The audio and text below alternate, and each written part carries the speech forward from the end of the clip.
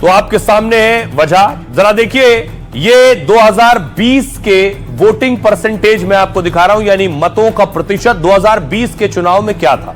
एक तरफ देखिए जरा, ये अभी 2025 का है। 19.8% वोट बीजेपी को मिले हैं, 15.7% वोट जेडीयू को, और हमको 0.9% वोट। ये 2020 का वोटिंग परसेंटेज मैं बता रहा हूं। हमको 0.9 और वीआईपी को 1.5%। दूसरी तरफ देखिए, महागठबंधन को, आरजेडी को 23.5%, कांग्रेस को 9.1% और लेफ्ट को 4.5%। 2020 के ये वोटिंग परसेंटेज है। ये इनको अगर जोड़ेंगे आप, इनको जोड़ेंगे तो ये लगभग 37.6% होता है। इनको जोड़ेंगे आप तो 37.3% होता है। तो यानी जो दोनों का वोट डिफरेंस था 2020 में लगभग बराबर था, यानी 37 इधर भी और 37 इधर भी। लेकिन अब जो अगला, इसे मूव कीजिए नेक्स्ट, अब जो वोट परसेंटेज आया है, यह है वोट परसेंटेज अभी का। बीजेपी को 20% वोट मिले, जेडीयू को 19.25%, एलजेपी को 4.97%, हमको 1% और आरएलएम को 1%। अब देखिए वोट परसेंटेज कितना बदला है। आरजेडी को 23%, कांग्रेस को 8.71% और लेफ्ट को 4%, वीआईपी और आईआईपी को 1.3%। ये अब जो 5 साल बाद नतीजे आए वो नतीजे हैं। बताने का मतलब यह है कि महागठबंधन को 2020 के बराबर ही वोट मिले। इन्हें तब भी 37% वोट मिले थे 2020 में, 2025 में भी इन्हें 37% ही वोट मिले हैं जोड़कर, यानी इनका वोट कम नहीं हुआ तो इनका बढ़ा कैसे। एनडीए को करीब 9% ज्यादा वोट मिला है। कैसे मिला? चिराग पासवान का वोट, उपेंद्र कुशवाहा का वोट, इनके साथ आने से 6% ज्यादा वोट मिले। एनडीए को 3% वोट अन्य का भी मिला है, लेकिन महागठबंधन में वीआईपी के आने से कोई फायदा नहीं हुआ। इधर मुकेश सहनी की पार्टी का खाता भी नहीं खुला। कुछ सीटों पर ओवैसी और पीके ने महागठबंधन को नुकसान पहुंचाया है। यह है एनडीए के वोट बढ़ने का असर। आइए अब आपको बताऊं, लेकिन महागठबंधन का वोट कम भी हुआ और महागठबंधन को कई सीटों पर नुकसान भी हुआ। उसमें असदुद्दीन ओवैसी ने बड़ा रोल प्ले किया। देखिए जरा कौन कौन सी सीटें जो महागठबंधन को नुकसान हुआ। अब देखिए एक एक सीट में आपको बता रहा हूं। ओवैसी ने 5 सीट जीती है और 7 हरवा दी है। सबसे पहले देखिए प्राणपुर की सीट, आरजेडी यहां 7,752 वोटों से चुनाव हार गई है। ओवैसी के उम्मीदवार को 30,000 से ज्यादा वोट मिले हैं यहां। अगली सीट देखिए कस्बा की, एलजेपी को 86,000 से ज्यादा वोट मिले, कांग्रेस को 74,000 से ज्यादा और एमआईएम को 35,000 से ज्यादा। कांग्रेस उम्मीदवार की 12,875 वोटों से यहां हार हुई। एमआईएम के कैंडिडेट को 35,000 से ज्यादा वोट मिले। अगली सीट देखिए शेरघाटी, एलजेपी को यहां 77,270 वोट मिले, आरजेडी को 63,746 और एमआईएम को 18,982। आरजेडी यहां से 13,524 वोटों से चुनाव हार गई, जबकि एमआईएम को 18,000 से ज्यादा वोट मिले। अगली सीट केवटी सीट पर बीजेपी 7,305 वोट से चुनाव जीत गई है। एमआईएम के उम्मीदवार को देखिए यहां 7,474 वोट मिले हैं। यह है एमआईएम की स्थिति। मतलब अगर ये वोट नहीं कटते तो आरजेडी ये सीटें जीत सकती थी। अगली सीट देखिए दरभंगा ग्रामीण, जेडीयू को 80,624 वोट मिले, आरजेडी को 62,223 और एमआईएम को 17,008। इस सीट पर आरजेडी करीब 18,000 वोट से आ रही है, जबकि एमआईएम को 17,000 वोट मिले हुए। महुआ सीट, एलजेपी को 87,641 वोट, आरजेडी को 42,644 और एमआईएम को 15,783। इस सीट से तेज प्रताप भी चुनाव मैदान में थे। हुआ क्या? तेज प्रताप 35,703 वोट लेकर तीसरे नंबर पर आए। सोचिए ओवैसी का 15,000 वोट अगर मिल जाता तेज प्रताप को, आरजेडी को 15,000 से ज्यादा वोट ओवैसी ने काट दिए। आरजेडी उम्मीदवार यहां 44,997 वोट से हार गया। तेज प्रताप और ओवैसी के उम्मीदवार ने कुल 50,000 वोट काट दिए। अगली सीट गोपालगंज, 96,892 और कांग्रेस को 67,920, एमआईएम को 14,225। गोपालगंज में एमआईएम को 14,000 से ज्यादा वोट मिले। इस तरह कांग्रेस उम्मीदवार को रेस से बाहर कर दिया इन्होंने। यह है स्थिति कि ओवैसी ने 5 सीटें जीती हैं और 7 हरवा दी हैं। सुनिए सियासतदान। अख्तरुल ईमान साहब ने यह तक लिख कर दे दिया कि आप मजलिस को सिर्फ 6 सीट दे दीजिए और हम अलायंस करने के लिए, इत्तेहाद करने के लिए तैयार हैं। मैं बताना चाह रहा हूं तेजस्वी यादव को, ये हमारी कमजोरी नहीं है, हम ताकत की बुनियाद पर तुमको लिखकर दे रहे हैं।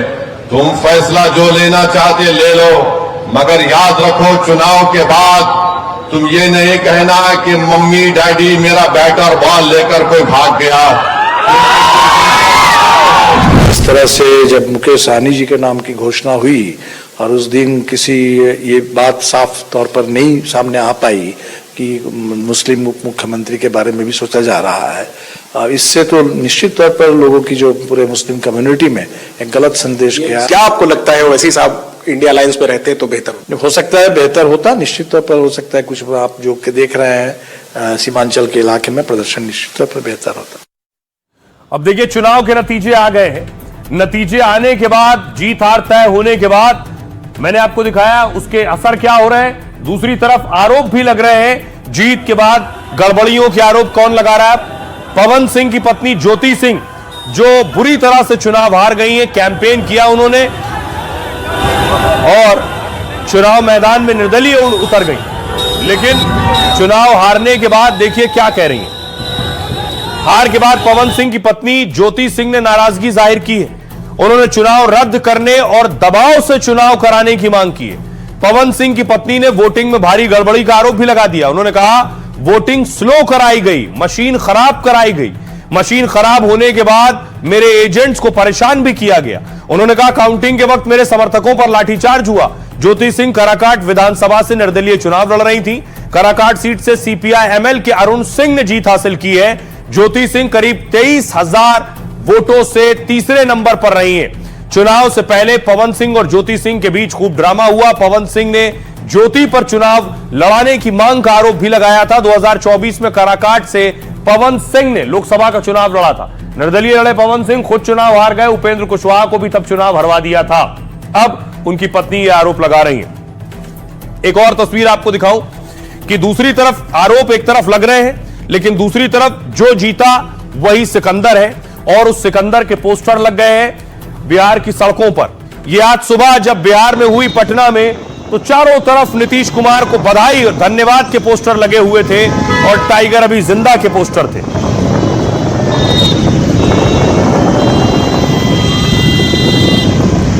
तो बड़ी महाजीत के बाद अब बारी है शपथ की कि आखिर नीतीश कुमार शपथ कब लेंगे।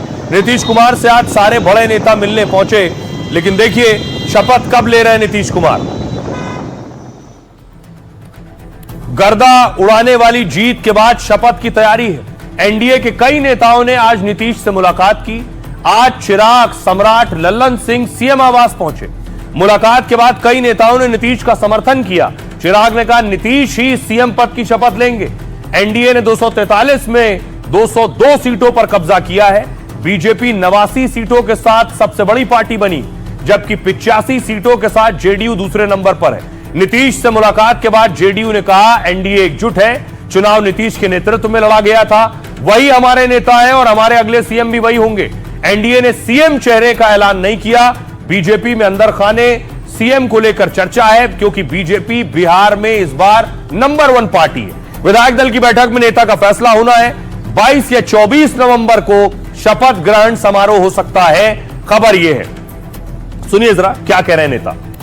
सीएम की फेस के सिर्फ नीतीश कुमार बता तो दिए हैं कि कोई वैकेंसी नहीं है। जिस तरीके से मुख्यमंत्री नीतीश कुमार जी ने इस पूरे चुनाव कैंपेन को लीड करने का काम किया, व्यक्तिगत मुलाकात में भी मैंने मुख्यमंत्री जी को बधाई देने का काम किया। मुख्यमंत्री जी ने करके दिखाया कि आप जितना उनके ऊपर प्रहार कीजिएगा वो उतने ही मजबूत होकर बाहर निकलेंगे। जब बिहार के दूसरे तथाकथित युवा नेता कमरे में बैठे हुए थे, क्योंकि मौसम खराब है, तो फोन पे भाषण दे रहे थे, उस वक्त मेरे मुख्यमंत्री गाड़ी से जाकर वो प्रचार कर रहे थे। उन्होंने करके दिखाया कि भैया उनके अंदर आज भी वो क्षमता है। पहले भी सभी गठबंधन के सहयोगी दलों ने कहा है कि नीतीश जी के नेतृत्व में चुनाव होंगे और बाद में सब लोग ने ये भी डिक्लेयर किया कि सीएम फेस नीतीश कुमार ही होंगे, नीतीश जी ही मुख्यमंत्री होंगे। तय हो जाएगा, सबके आपसी सहमति से ही तय होगा और हम समझते हैं कि हमारा कोई व्यक्तिगत राय नहीं है। सभी लोग जीत के आए हैं, जिनका राय बनेगा रायशुमारी होगी और सब लोग जानते हैं कि मुख्यमंत्री जी में क्षमता है, मुख्यमंत्री जी में बिहार को लीड करने की क्षमता है, तो निश्चित तौर पर उन्हीं का बात।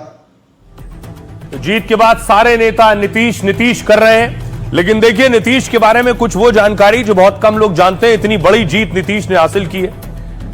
मुन्ना इंजीनियर से सुशासन बाबू तक का सफर कैसे तय किया।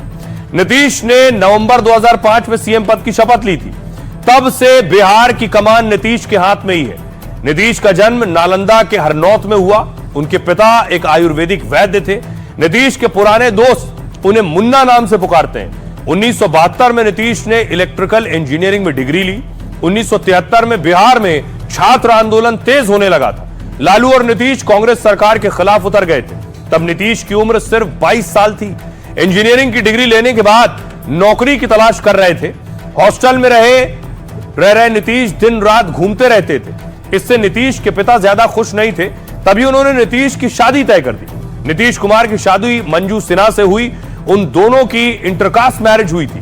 नीतीश के पिता ने दहेज में 22,000 रुपए ले लिए थे, जिससे नीतीश अपने पिता से बहुत नाराज हो गए थे। 1985 के चुनाव में नीतीश ने पत्नी से 20,000 कर्ज लिया था। तब नीतीश के पास चुनाव लड़ने तक के पैसे नहीं थे। नीतीश की पत्नी एक स्कूल टीचर थी। नीतीश कुमार ने पत्नी से वादा किया था कि अगर हारे तो फिर राजनीति छोड़ देंगे, लेकिन सियासी पारी का दौर अब भी लगातार जारी है। नीतीश अपनी पत्नी की अंतिम इच्छा पूरी नहीं कर सके थे। दिल्ली में इलाज के दौरान मंजू सिन्हा का निधन हुआ था। तब नीतीश बिहार के मुख्यमंत्री थे और दिल्ली नहीं जा सके थे। पत्नी की अर्थी उठाने से लेकर चिता तक जाने तक फूट फूट कर रोए थे और नीतीश को सफल नेता बनाने में उनकी पत्नी का बहुत अहम रोल रहा था।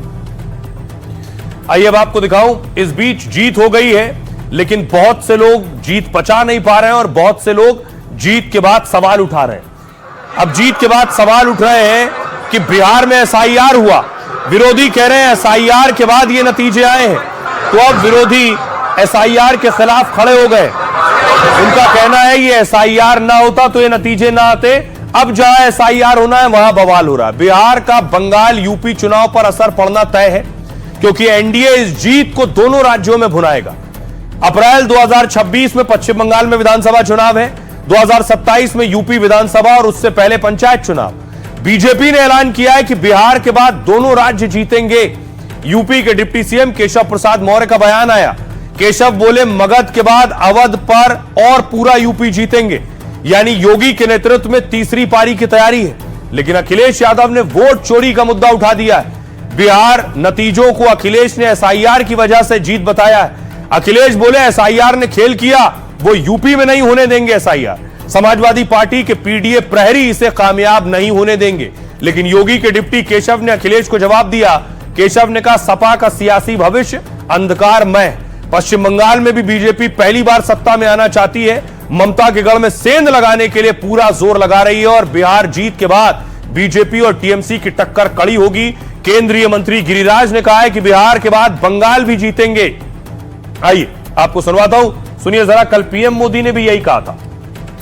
गंगा जी यहां बिहार से बहते हुए ही बंगाल तक पहुंचती है। बिहार ने बंगाल में भाजपा की विजय का रास्ता भी बना दिया है। मैं बंगाल के भाइयों बहनों को भी आश्वस्त करता हूं, अब भाजपा आपके साथ मिलकर पश्चिम बंगाल से भी जंगल राज को उखाड़ फेंकेगी। अभी बिहार की जीत यूपी की जीत को बराबरी नहीं कर सकता। यूपी की जीत अलग जीत है, बिहार की जीत अलग जीत है।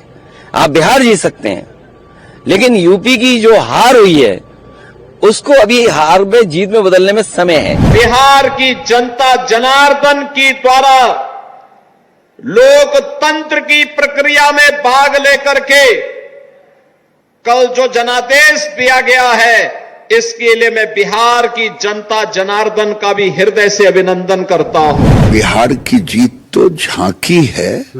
अगली बारी हमारी दीदी, बंगाल वाली दीदी, तुम सुन लो, बंगाल अभी बाकी है। बिहार झांकी है, बंगाल बाकी है। बंगाल बाकी है। क्यों? और इस बीच देखिए बड़ी खबर आ रही है, जो शुरू में मैंने आपको बताया, आरजेडी में हार के बाद लालू परिवार में कलह है। रोहिणी आचार्य ने लालू परिवार से नाता तोड़ दिया है। रोहिणी आचार्य ने कहा कि मेरा कोई परिवार नहीं है। संजय रमेश तेजस्वी से पूछिए। रोहिणी ने कहा उन्होंने मुझे परिवार से निकाल दिया है, वो जिम्मेदारी नहीं लेना चाहते। जो चाणक्य बन रहे थे उन्हीं से तो होगा सवाल, उन्हीं से पूछा जाएगा आरजेडी का हाल ऐसा क्यों हुआ। सुनिए जरा रोहिणी क्या कह रही है। कोई परिवार नहीं है।